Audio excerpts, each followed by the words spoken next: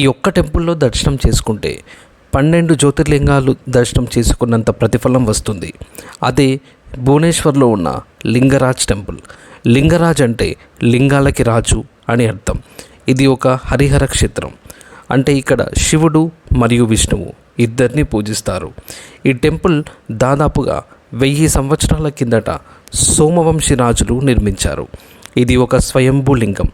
ఈ టెంపుల్ కాంప్లెక్స్లో 108 టెంపుల్స్ ఉంటాయి. అంటే ఒకేసారి మీరు చాలా దేవుళ్ళని దర్శనం చేసుకోవచ్చు. ఈ ఆలయ గోపురం 180 అడుగులు ఉంటుంది.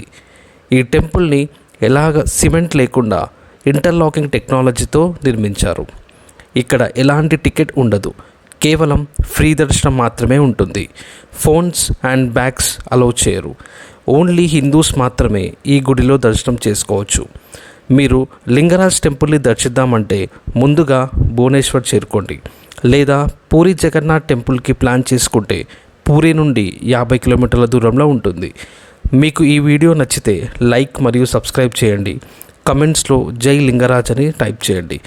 ఇంకా ఇలాంటి వీడియోస్ కోసం మా ఛానల్ని సబ్స్క్రైబ్ చేయండి. పక్కనే ఉన్న బెల్ ఐకాన్ని క్లిక్ చేయండి.